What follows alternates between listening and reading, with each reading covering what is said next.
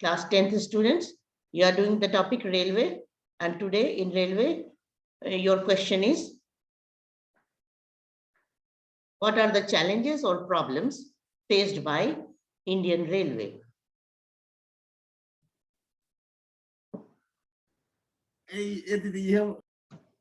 Good morning, ma'am. Good morning. Repeat the question. What have you written?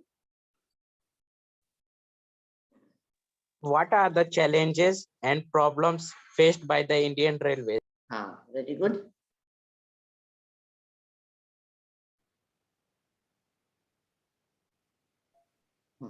Now see this paragraph. Today, the railway have become more important in our national economy than all other means of transportation together. Harsh, ये reading करो तो last paragraph. Yes, ma'am. Today, the railways have become more important in our national economy than all other means of transport put together. However, rail transport suffers from certain problems as well. Many passengers travel without tickets. Thefts and damaging of railway property has not yet stopped completely. People stop the trains, pull the chain unnecessarily, and this causes heavy damage to the railway. Think about it how we can help our railway in running as per the scheduled time. Okay. So you have got the problems from here in this paragraph, and you can add some more problems from your side. What the Indian Railways are facing, the challenges or problems. Right answer?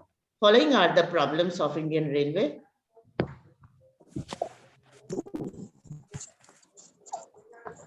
Following are the problems of Indian Railway.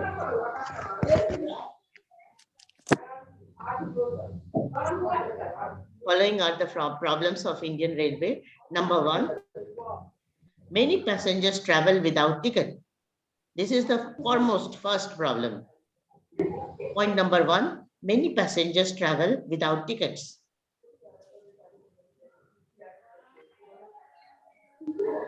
Have you written? Many passengers travel without ticket. Point number two, theft and damaging of railway property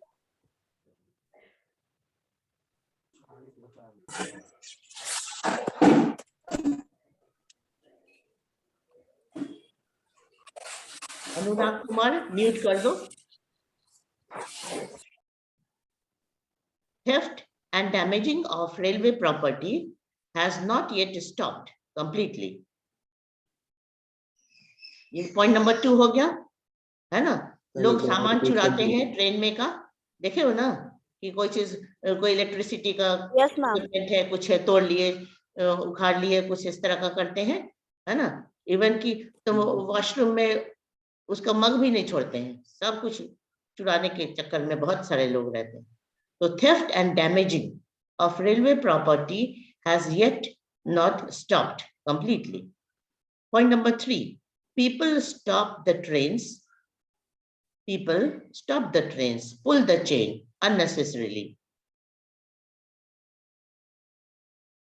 And this causes heavy damage to the railway. These 3 points are given in your book, and you can add some more points. The third point is people stop the trains, pull the chain unnecessarily, and this causes heavy damage to the railway. Especially in the local trains or the interstate trains, you can see that people who approaches their area close, they start pulling the trains. If the train does not have the stoppage there, they pull the train chain and stop the train. This causes heavy loss to the railway. Yes, ma'am, complete. Now you can add one more point, fourth point. Think about it. What can you write?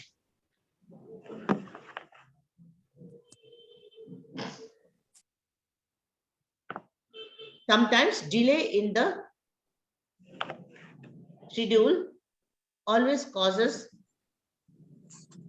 sometimes delay in the schedule time causes lot of loss.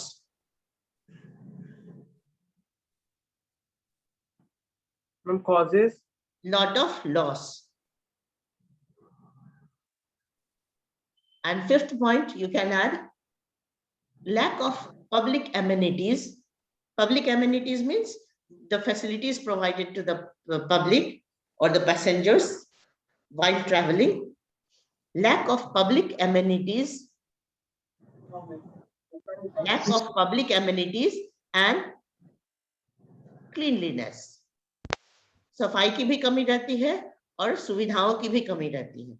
Lack of public amenities and cleanliness. Yes, ma'am, complete. In this way, you have got 5 points. Generally, you are asked to write only 3 points. Okay, but for your yes, say. Ma'am delay in schedule time ये तो passengers और ma'am people के लिए challenge हुआ ना, railways के लिए हाँ, चैलेंज ये नहीं। हाँ तो नहीं, तो उससे लॉस सबका है, रेलवे का भी लॉस होता है उसमें, है ना, और पब्लिक का भी इनकन्वीनियंस है. Yes ma'am.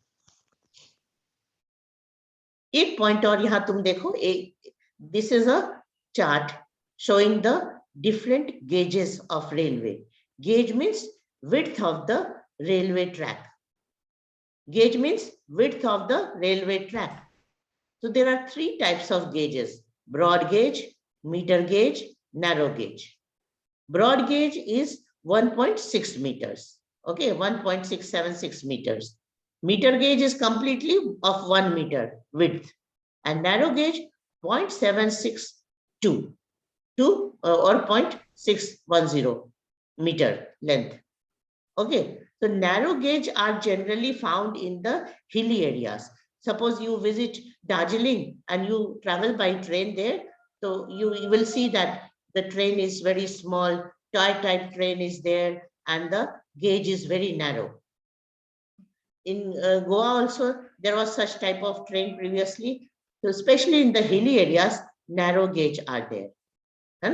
Or generally meter gauge were there, but now all types of gauges have been converted into broad gauge, except the hilly areas. Hilly areas को छोड़ करके बाकी जितने भी मीटर गेज ये सब थे, वो सब अब किस में कन्वर्ट हो गए हैं? ब्रॉड गेज में. Because there are lot of development in the railway in India, so almost all the meter gauges have been converted into broad gauge. Broad gauge में कन्वर्ट हो जाने से बहुत सारे कन्वीनियंस मिले हैं. एक तो ट्रेन का कैपेसिटी बढ़ गया, है ना, और एक ही तरह के गेज में रहने से ट्रेन विदाउट एनी ऑब्स्ट्रक्शन वो एक स्पीड से चलती है, अच्छे स्पीड से चलती है. पहले क्या होता था कि मीटर गेज भी होता था, ब्रॉड गेज भी होता था. तो मीटर गेज जहां खत्म हुआ, फिर से वहां से लोडिंग अनलोडिंग होता था ब्रॉड गेज में, तो ये सब बहुत बड़ा लॉस होता था. तो अब ये सब प्रॉब्लम नहीं है. इंडियन रेलवे है ना, जो उसमें बहुत सारे डेवलपमेंट हुए हैं. एक तो जो कि पहले का स्टीम इंजन था, वो कन्वर्ट हो गया, अब सारे के सारे डीजल और इलेक्ट्रिक इंजन में कन्वर्ट हो गए. ठीक है ना. अब कहीं तुम नहीं देखोगे कि कोल से चलने वाला इंजन, वो बहुत पहले की बात हो गई. तो जो है ना, conversion of steam engine into diesel and electric, ये भी एक बहुत बड़ा डेवलपमेंट है. Conversion of all metre gauge into broad gauges is also a big development of Indian Railway, है ना. और रेलवे में कंटेनर सर्विस की सुविधा दी गई है, जिसमें फ्रेट का ट्रांसपोर्टेशन होता है. फ्रेट मतलब गुड्स, सामान का ट्रांसपोर्टेशन होता है. तो कंटेनर क्या होते हैं कि एक सर्टेन डायमेंशन के कंटेनर्स होते हैं, प्रॉपर्ली सील्ड होते हैं, जो गुड्स ट्रेन के ऊपर लोड हो जाता है. तो उसमें बहुत सुविधा होती है, कोई पिल्फरेज का भी चांस नहीं रहता है. पिल्फरेज मतलब कोई उसमें से कुछ चुरा भी नहीं सकता है, थेफ्ट नहीं हो सकती है, क्योंकि वो प्रॉपर्ली सील्ड और लॉक्ड होता है कंटेनर. और ऐसे ओपन टाइप के बॉगीज होते हैं, उस पर क्रेन से कंटेनर को उठा के उस पर रख दिया जाता है. ठीक. और फिर जहां पे वो उसका डेस्टिनेशन है, वहां पहुंचने के बाद वो ट्रेन से उस क्रेन के हेल्प से उसे उठा करके फिर ट्रक में लोड कर लिया जाता है. तो इसी को कहते हैं कंटेनर सर्विस. तो कंटेनर सर्विस भी बहुत बड़ा इंप्रूवमेंट है इंडियन रेलवे का. फिर कंप्यूटराइज्ड रिजर्वेशन सर्विस. ये भी इंडियन रेलवे का बहुत बड़ा डेवलपमेंट है। ठीक है, तो ये सब तुम्हारी किताब में नहीं है, लेकिन पहले के एनसीईआरटी बुक में जब ज्यादा डिटेल हुआ करता था तो था। तो इंडियन रेलवे में अगर तुमसे डेवलपमेंट पूछा जाए तो तुम अपने जनरल नॉलेज से ये सब बातें लिख सकते हो। ठीक है, अब तुम रिपीट करो तो एक एक पॉइंट अलग अलग बच्चे कि इंडियन रेलवे में क्या क्या डेवलपमेंट इंट्रोड्यूस हुआ है, बताओ।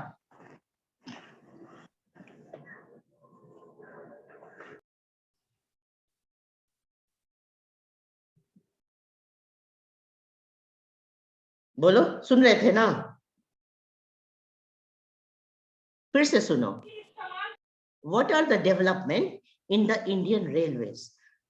First point, all the different types of gauges have been converted into broad gauge. ठीक है, समझ लिए? अब इसको रिपीट करो तो क्या है पहला point? All the different types of gauges have been converted in broad gauge. Very good. तो ये एक डेवलपमेंट हो गया।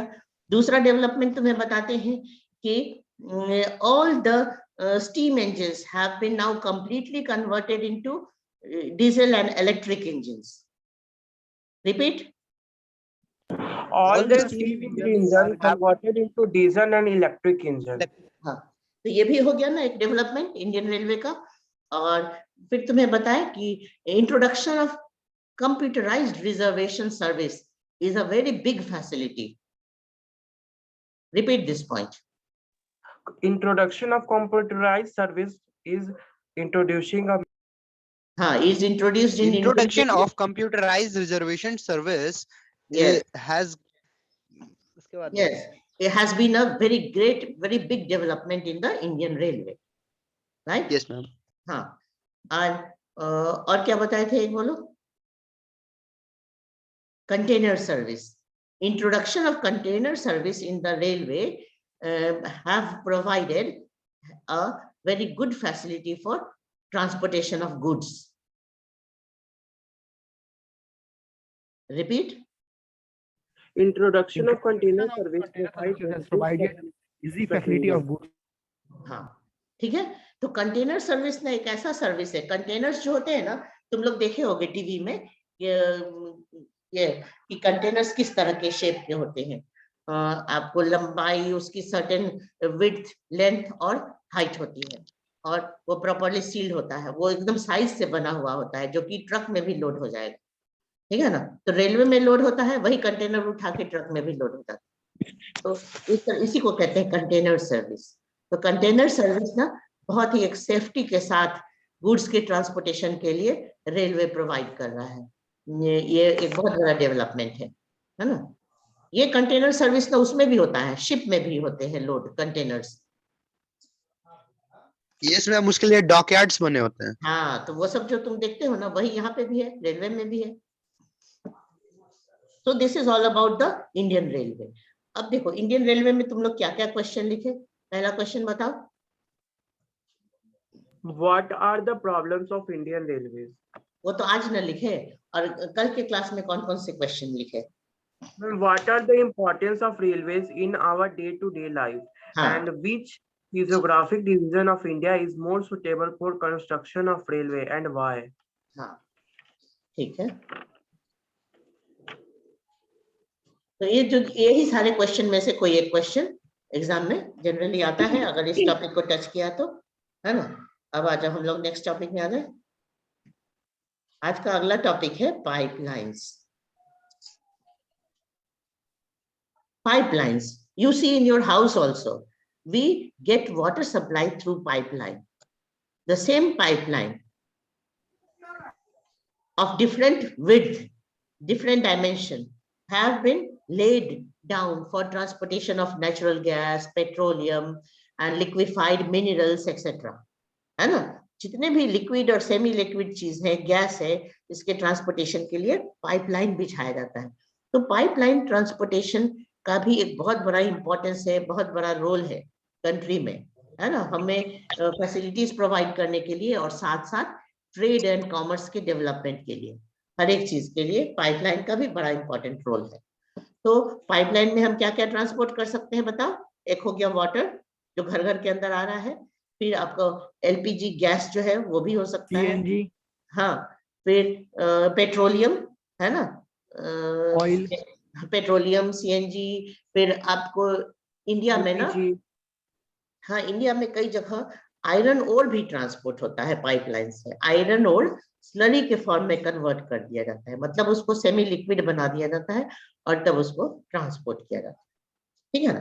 तो मिनरल भी ट्रांसपोर्ट होते हैं, यहाँ लिखा है ना कि converted into slurry, SLURRY, slurry means semi liquid. Iron ore को सेमी लिक्विड में कन्वर्ट करके पाइपलाइन के थ्रू ट्रांसपोर्ट करते हैं, है ना। और जितने भी फर्टिलाइजर फैक्ट्रीज हैं वो सब पाइपलाइन से जुड़े हुए हैं, refineries, gas field, refineries, fertilizer factories, and big thermal power plants all are connected to the pipelines.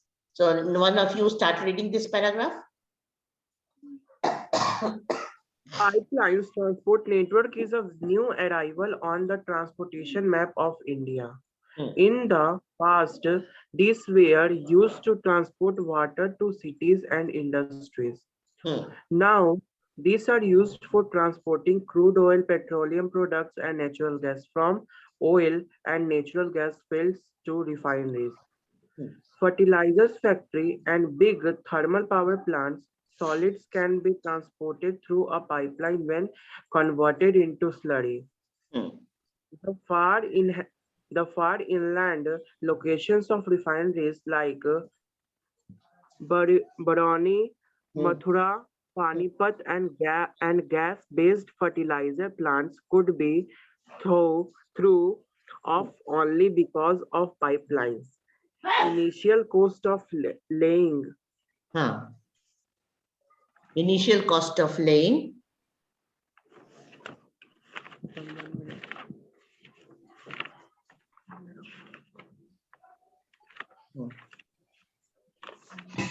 Pipeline is high. Say. Pipelines is high, but subsequent running costs are minimal. Cost. It rules out transshipment losses or delays. It rules out transshipment losses and delays. ठीक है, चलो भाई इसको हम लोग इतने paragraph को पहले क्लियर कर ले।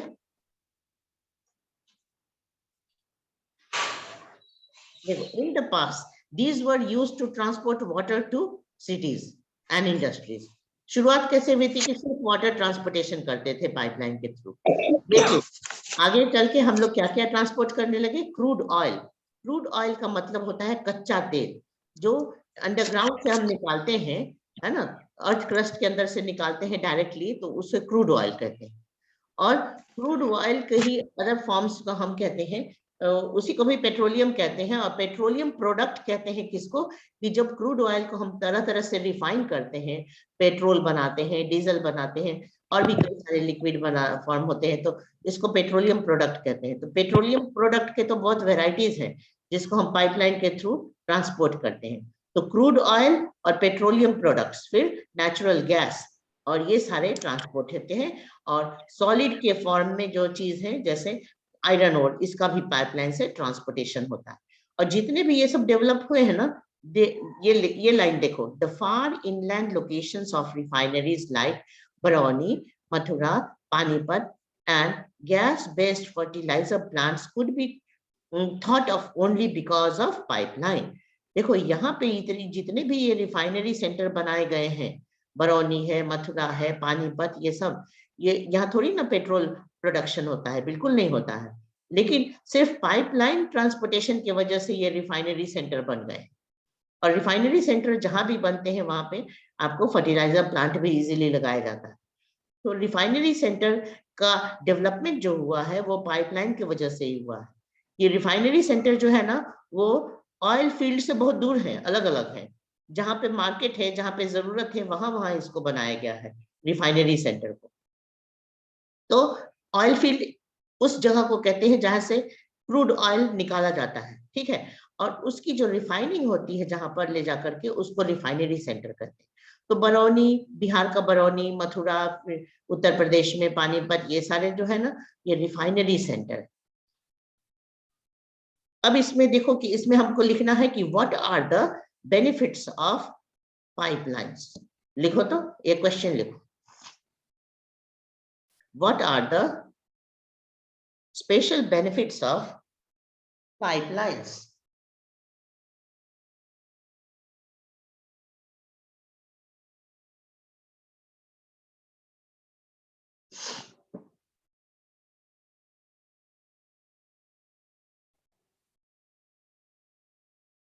Repeat the question. What are the special benefits of pipeline? हाँ, अब लिखना शुरू करो आज के आंसर में. Following are the special benefits of pipelines. Point number 1.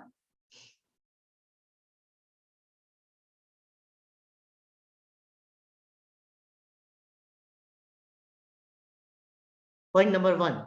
The initial cost of laying pipeline is high, but the initial cost of laying pipeline is high,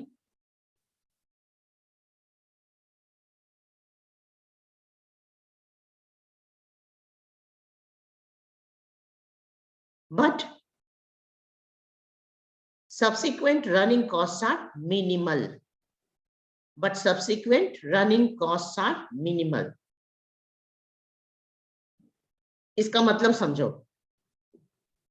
pipeline एक बार establish करने में, पाइपलाइन का कंस्ट्रक्शन में, pipeline को बैठाने में खर्च आता है बहुत, लेकिन बस वही एक शुरुआत का खर्च आता है. इन द लॉन्ग रन देखा जाए तो एकदम ये फ्री ऑफ कॉस्ट ट्रांसपोर्टेशन होता है. इसके बाद थोड़ा बहुत मेंटेनेंस करना पड़ता है, और ये क्या है, this transportation is almost free of cost. So only the initial cost of laying is high, but in the long run it is the cheapest means of transport of liquid and gases. ठीक है ना. अब दूसरा point लिखो.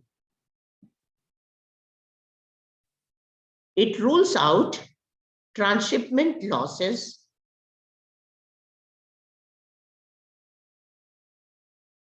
or delays. It rules out transshipment losses or delays.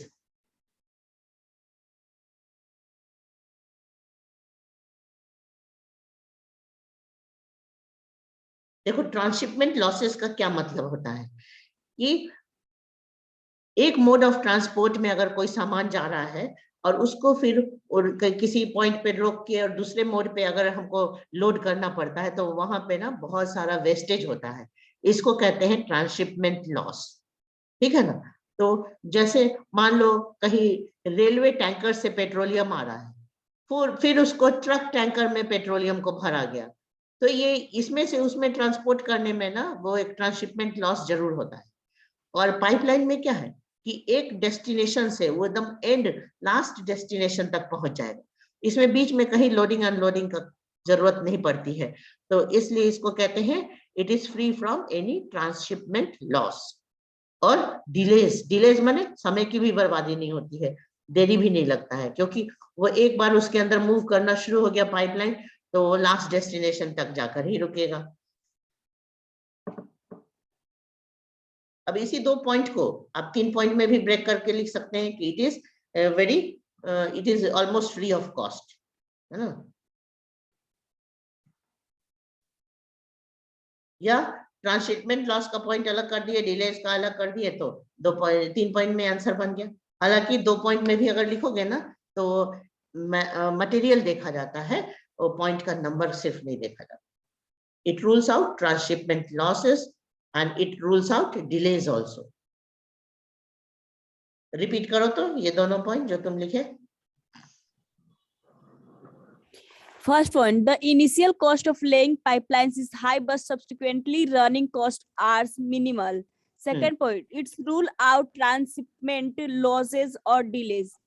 हाँ, transshipment losses और delays का मतलब समझ गई ना ज्योति कुमारी. ट्रांसशिपमेंट का मतलब होता है loss of goods during loading and unloading. ये बहुत होता है.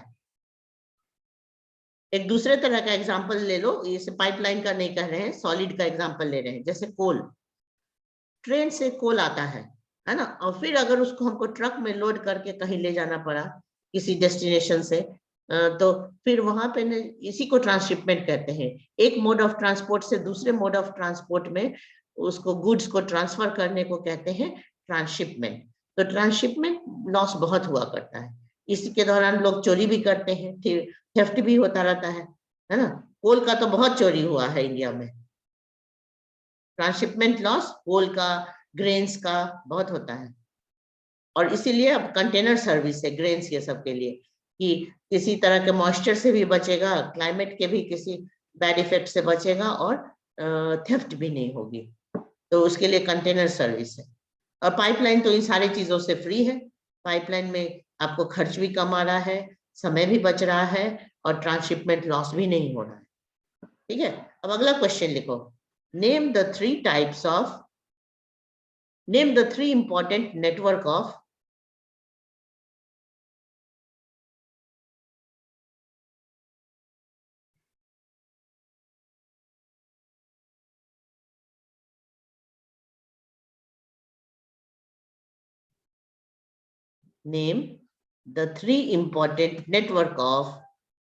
pipeline transportation of India.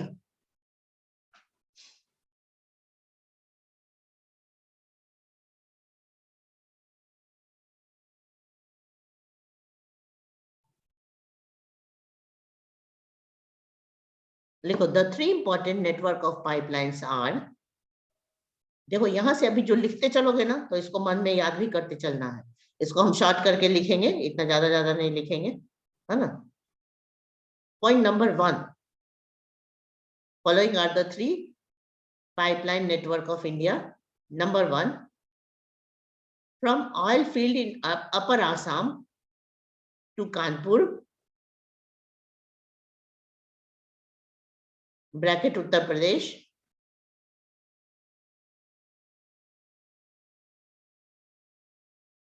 via Guwahati, Barauni and Allahabad. यहां तक लिखो।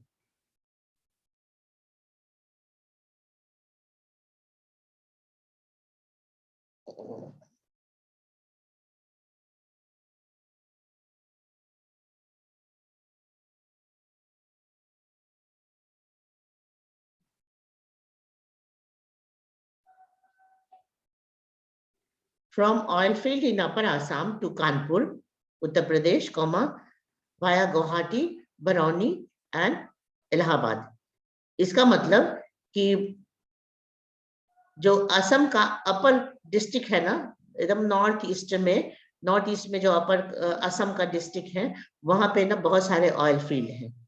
ऑयल फील्ड के बहुत सारे नाम हैं, है ना। डिगबोई तो सबसे पुराना है, डिगबोई, नहरकटिया, मोरान, हुगरीजन, ये सब तो मिनरल वाले लेसन में पढ़ोगे कि असम में बहुत सारे ऑयल फील्ड हैं इंडिया के। सबसे पुराना ऑयल फील्ड डिगबोई में ही है, असम का, इंडिया का, ठीक है, जो कि असम में है।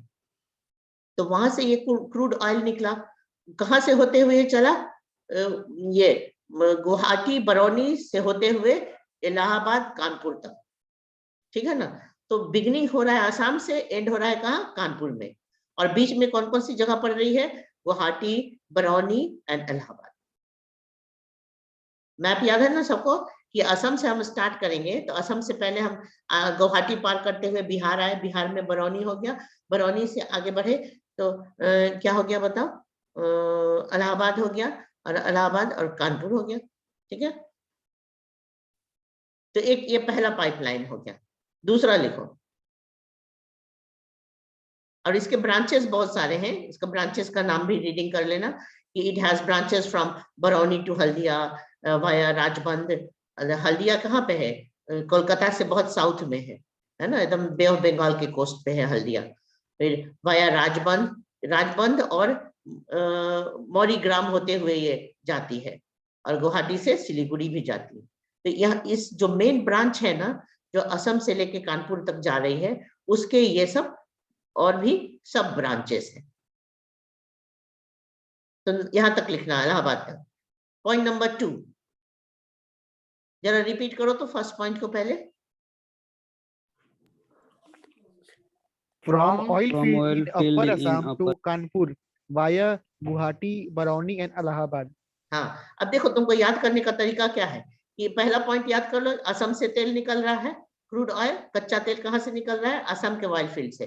और लास्ट पॉइंट कहाँ तक है पहुंचाने का, पाइपलाइन का? वो है कानपुर तक। तो बीच, हाँ, बीच में कौन कौन से जगह आ रहे हैं? तो असम का पहले गुवाहाटी आएगा, फिर बिहार का बरौनी आएगा, और तब इलाहाबाद आएगा, और लास्ट में आ गया कानपुर, है ना? तो असम और कानपुर तो याद रखो, और बीच वाले ये 3 मेन ज्वाइंटिंग प्लेस को याद रखो। तो बिना देखे बोलो तो कोई एक बच्चा, what is the name of this pipeline? From oil field in Upper Assam to Kanpur via Guwahati, Barauni and Allahabad. हाँ, ठीक है, बस ऐसे इतना ही याद रखना। याद हो गया ना सबको? लिखने का पर्पस है कि याद भी हो जाना चाहिए। चलो point number 2, from Salaya in Gujarat to Jalandhar in Punjab. तो शुरुआत का पॉइंट हो गया सलाया, जो कि गुजरात में है, और पंजाब एंड पॉइंट हो गया, जो कि जालंधर है पंजाब का प्लेस, वो एंड पॉइंट हो गया। From Salaya in Gujarat to Jalandhar in Punjab via Viramgam, Mathura, Delhi and Sonipat.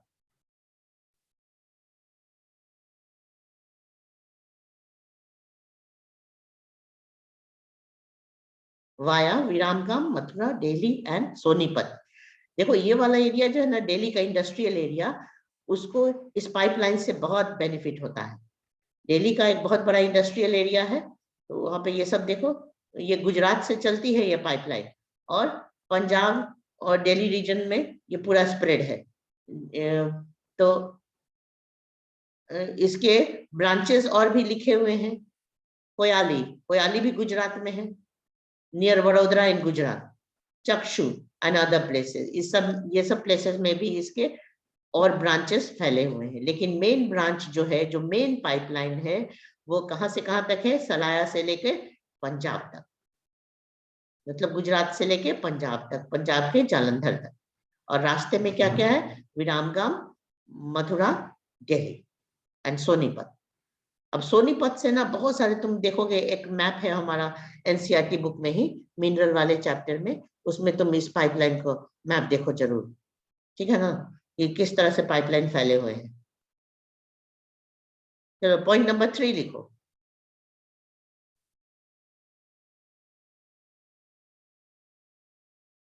Gas pipeline from Hazira in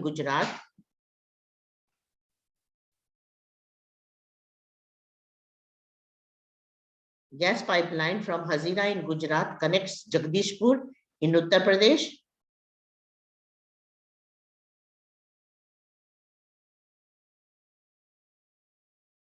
via Vijaypur and Madhya Pradesh. Are you sitting with your NCERT book? Yes, ma'am. तो एनसीईआरटी बुक में तुम वो मिनरल वाले lesson में जाओ, और मिनरल वाले लेसन में तुम्हें पाइपलाइन का एक मैप मिलेगा।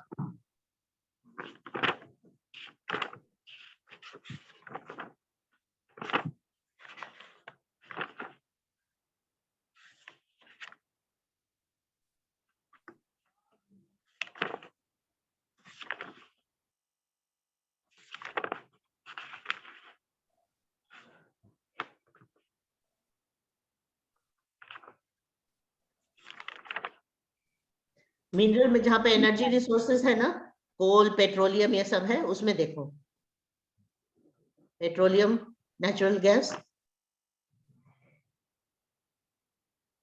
पाइपलाइन लाइन से ड्रॉ करके दिखाया हुआ है। Yes, ma'am. Yes, ma'am. कौन सा पेज नंबर है बोलो? 57. Ma'am, 57. 57 में देखो, 57 में तुम देखो कि गुजरात में एक प्लेस है हजीरा, हजीरा से स्टार्ट होता है, क्रूड ऑयल इसमें डाला जाता है, और वो जगदीशपुर, उत्तर प्रदेश के जगदीशपुर, और मध्य प्रदेश का विजयपुर, ये सब कनेक्ट होता है। तो शॉर्ट में इसको कहते हैं HVJ पाइपलाइन। HVJ, H मतलब हजीरा हो गया, V मतलब विजयपुर, और J मतलब जगदीशपुर। HVJ पाइपलाइन के नाम से ये मशहूर है, और इसके ब्रांचेस और भी फैले हुए हैं।